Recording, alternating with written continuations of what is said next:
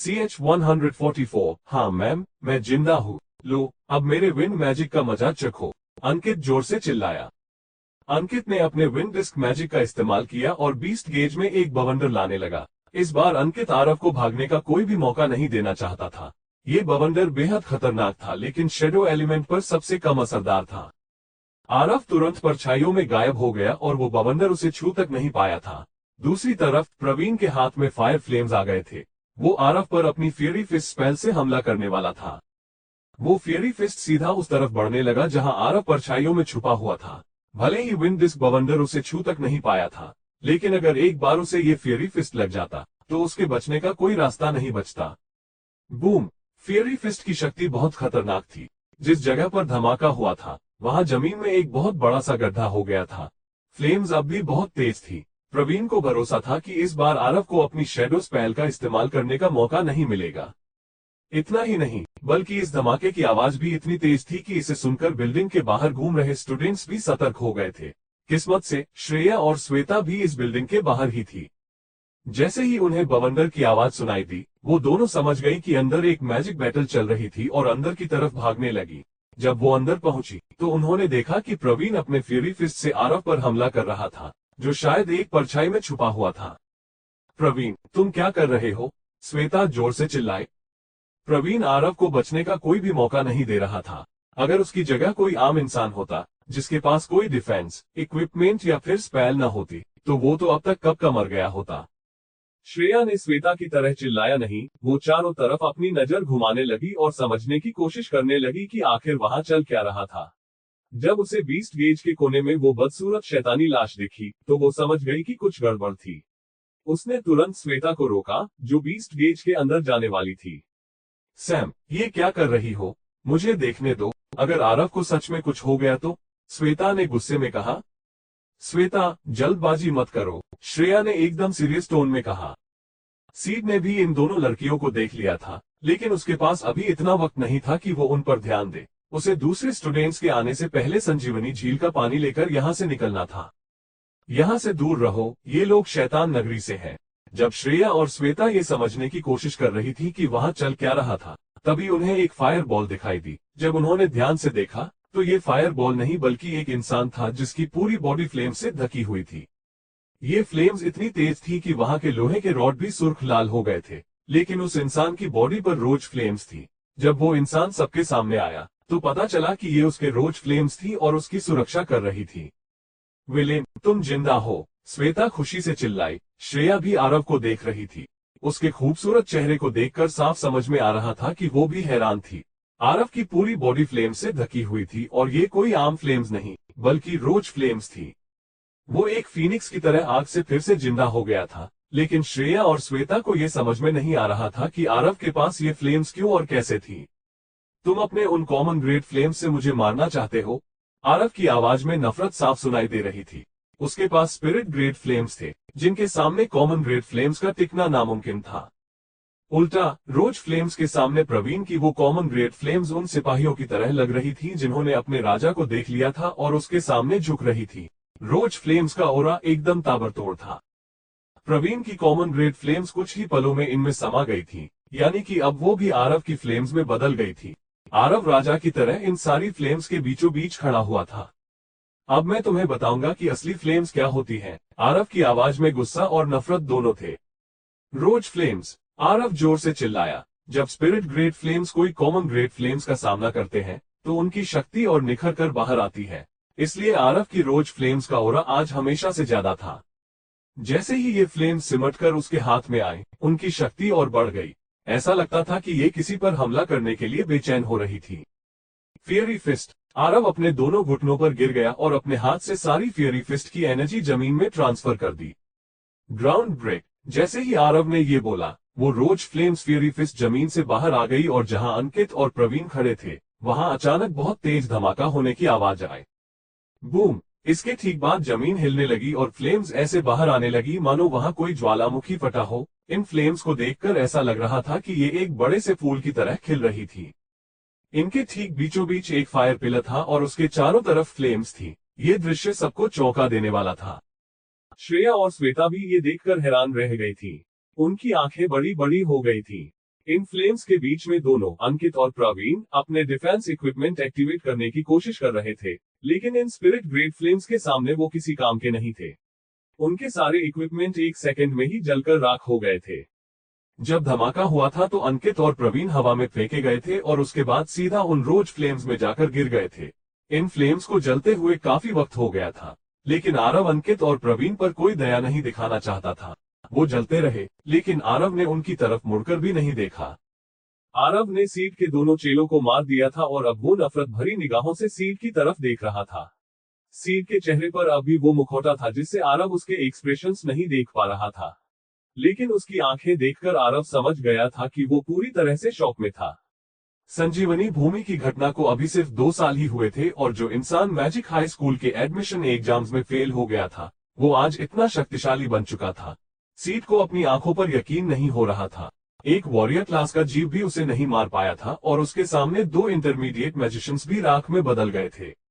अब सीट को समझ में आ रहा था कि उस रात आरव ने अकेले ही कैसे उसके 4 चेलों और उनकी पूरी शैतानी लाशों की सेना को मार गिराया था। उसके पास सिर्फ 4 एलिमेंट्स की शक्ति नहीं थी, बल्कि चारों एलिमेंट अलग ही लेवल पर पहुंच चुके थे। मैं तुम्हें अपना गुलाम बनाकर ही रहूंगा और तुम मुझसे मौत की भीख मांगोगे। सीट के चेहरे पर लगे हुए जख्म दर्द दे रहे थे और उसे याद दिला रहे थे कि ये सब आरव का किया धरा था, लेकिन वो जानता था कि एक बार फिर से आरव उसके चंगुल से बचकर निकल गया था। सीड इसके बाद वहां और नहीं रुका। उसे अंकित और प्रवीण के मरने से कोई फर्क नहीं पड़ रहा था। अब तो उसे अपनी शापित शैतानी लाश की भी फिक्र नहीं थी, जिसे छोड़कर वो उस बिल्डिंग के बाहर भाग रहा था। आरव अब भी उस बीस्ट केज में ही फंसा हुआ था और जब उसने सीड को भागते हुए देखा तो उसने एक संकल्प लिया। तुम कितना भी भाग लो सीड, लेकिन एक दिन मैं तुम्हारी जान लेकर ही रहूंगा। सीड जैसे तैसे बच बचाकर यूनिवर्सिटी से भाग निकला। बहुत दूर आने के बाद उसे ऐसी जगह मिली जहां वो चैन की सांस ले सके और उसने अपना मुखौटा उतार दिया। इससे उसका बाकी का चेहरा सामने आया जो बुरी तरह से जल गया था। उसके चेहरे के इस हिस्से से खून बह रहा था और वो देखने में बेहद डरावना और अजीब लग रहा था। उसने एक गहरी सांस ली और अपने बॉस को फोन करके बोला, सर, एक बार फिर हमारा मिशन फेल हो गया है। अचानक उसे कुछ एहसास हुआ और उसके चेहरे का पूरा रंग उड़ गया। उसके बॉस को मैजिक कोर्ट ने पकड़ लिया था। अब उसे ये डर था कि जब मैजिक कोर्ट ने शैतान नगरी के इतने शक्तिशाली मंत्री को पकड़ लिया था तो फिर वो उनसे कैसे बचता। सिर्फ इतना ही नहीं, अगर मंत्री पकड़ा जाता था तो समझो कुछ दिनों में उसका सेनापति भी पकड़ा जाता। यहाँ तक कि जादू नगरी में शैतान नगरी के जितने भी लोग छिपे हुए थे सब लोग इस जाल में फंस गए थे। सीड बहुत परेशान हो गया था। वो अपनी जान बचाने के लिए भाग रहा था। वो किसी भी कीमत पर मैजिक कोर्ट के हाथ नहीं लगना चाहता था। ये सब उस आरव की वजह से हुआ है। अगर मैंने उसे उस रात संजीवनी भूमि में ही उसे मार दिया होता तो आज वो मेरे लिए इतनी बड़ी परेशानी न बनता। सीड फ्रस्ट्रेशन में चिल्लाया। अगर वो मैजिक कोर्ट से बचकर शैतान नगरी पहुंच भी जाता तो वो अपने बादशाह के पास किस मुंह से जाता। इस बार भी वो अपना मिशन पूरा नहीं कर पाया था। यहाँ तक कि उसके मंत्री और उसके सारे चेलों की मौत भी हो गई थी। ये जानकर तो बादशाह गुस्से से पागल हो जाता और क्या भरोसा उसका बाकी का चेहरा भी जला देता। उसने तय कर लिया था कि यहाँ से बचकर वो शैतान नगरी नहीं जाने वाला था। उसने फैसला कर लिया था कि वो बादशाह को पता नहीं लगने देगा कि वो जिंदा है, नहीं तो उसे मैजिक कोर्ट की सजा से भी बदतर सजा मिलेगी। जब उसे आरव को मारने का ऑर्डर मिला था तो वो बेहद खुश था। उसने ये सपने में भी नहीं सोचा था कि वो एक ऐसी सिचुएशन में फंस जाएगा जहां मैजिक कोर्ट के लोग उसका पीछा कर रहे होंगे और वो शैतान नगरी भी वापस नहीं जा पाएगा। हे भगवान, यहाँ क्या हुआ है? और ये अजीब चीज क्या है? यहाँ तो लाशें हैं, किसी को मारा गया है। अरे ये तो विलेन है। देखो, उस बीस्ट केज के अंदर विलेन है। निशाचर जाल के हटने के बाद और शैडो बीस्ट के चमकते हुए बाल देखकर स्टूडेंट्स बीस्ट केज के पास इकट्ठा होने लगे थे। वो ये देखकर चौंक गए थे कि बीस्ट केज में एक घमासान मैजिक बैटल हुआ था। पूरे बीस्ट केज में चारों तरफ पंजों के निशान थे, जिन्हें देखकर लग रहा था कि ये उस डरावने खूंखार काले जीव के थे। वो बीस्ट केज के एक कोने में अटका हुआ था और वो लाशें इतनी जल चुकी थी कि कोई भी उन्हें पहचान नहीं पा रहा था। आरव के शरीर पर कई सारे जख्म थे, खासकर उसके सीने पर लगा हुआ जो कि बहुत ज्यादा गहरा था। श्वेता और श्रेया ने अपनी हीलिंग मेडिसिन बीस्ट केज के अंदर फंसे हुए आरव को दे दी थी, लेकिन उसे ये घाव एक शापित जीव से मिले थे और इसलिए ये भी शापित थे और हील नहीं हो रहे थे। अब भी उनसे खून बह रहा था। आरव, तुम ठीक तो हो ना? आरव को अपने ब्लूटूथ में मिस मीरा की आवाज सुनाई दी। हाँ मैम, मैं जिंदा हूँ। आप लोगों ने उस इंसान को पकड़ लिया? आरव ने पूछा। हाँ, हमने उसे पकड़ लिया है। अब हम शैतान नगरी के लोगों का सफाया कर देंगे। आज एक बहुत बड़ा मिशन पूरा हुआ है, मिस मीरा ने खुश होकर कहा। जैसे ही उन्होंने आरव को दर्द भरी गहरी सांसें लेते हुए सुना, वो धीमे से बोली, ये सिर्फ तुम्हारी वजह से मुमकिन हुआ है, आरव। नहीं मैम, ये विराट का ही बलिदान था, आरव ने कहा। चिंता मत करो, शैतान नगरी की पूरी सेना को हम जड़ से मिटा देंगे। तुम लोगों ने इस मिशन को पूरा करने में हमारी बहुत मदद की है। मैं मैजिक कोर्ट के कैप्टन को नोटिफाई कर देती हूँ, मीरा ने कहा। सीड एक बार फिर से बचकर भाग गया। मुझे डर है कि कहीं वो फिर से हमला न करे, आरव ने कहा। परेशान मत हो, वो ऐसा कुछ भी नहीं करेगा। इस मिशन का हेड उसे बनाया गया था और वो इसमें फेल हो गया। अब वो वापस शैतान नगरी जाने की हिम्मत नहीं करेगा। मैं वांटेड लिस्ट में उसका नाम लिखवा दूंगी और फिर वो किसी भी शहर में नहीं जा पाएगा जहां हंटेड यूनियन और मैजिक एसोसिएशन के ब्रांचेस हैं। तुम इतना समझ लो कि वो सिर्फ जॉन में नहीं रह पाएगा, मीरा ने आरव से कहा। उनकी बात सुनकर आरव ने राहत की सांस ली। आरव चाहता था कि जल्द से जल्द सीड पकड़ा जाए। उसे डर था कि वो उसके अपनों को चोट पहुंचा सकता था। एक बार सीड पकड़ा जाता तो उसके बाद आरव चैन की नींद सो सकता था। कहना पड़ेगा, तुम तो सच में बहुत किस्मत वाले हो कि इतने घमासान मैजिक बैटल के बाद भी मरे नहीं, आरुष ने आरव को ताना मारते हुए कहा। वो और ईशान बीस्ट केज के बाहर खड़े होकर आरव को देख रहे थे। उसके जख्मों से अभी भी खून बह रहा था। रणवीर और रूही भी वहां आ गए थे और आरव को बहुत ध्यान से देख रहे थे। रणवीर तो उसे घायल देखकर काफी खुश था, लेकिन ईशान उस कोने में अटकी शापित शैतानी लाश को देख रहा था।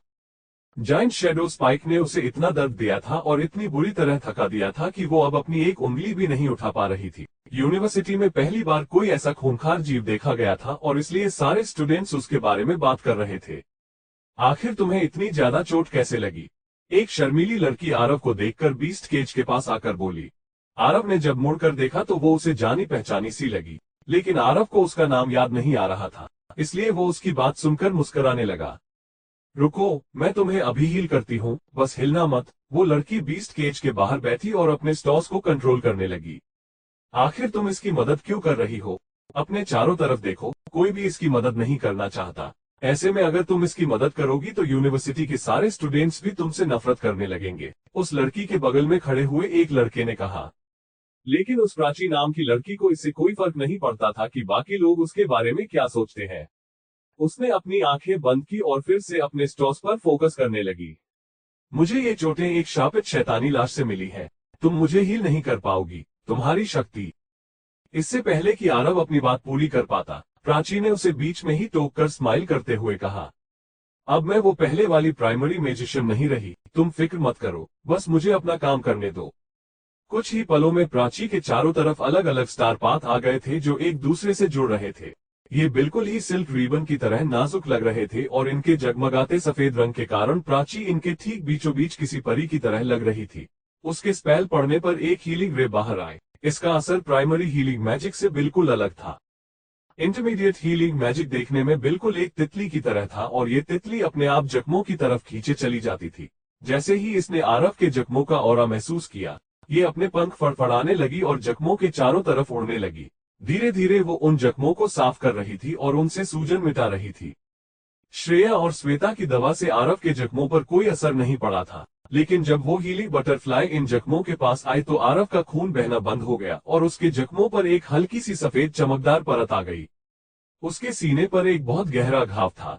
उसके बाहर की खाल काली पड़ गई थी और अंदर की हड्डी साफ दिखाई दे रही थी। वो हीलिंग बटरफ्लाई बहुत देर तक वहां उड़ती रही।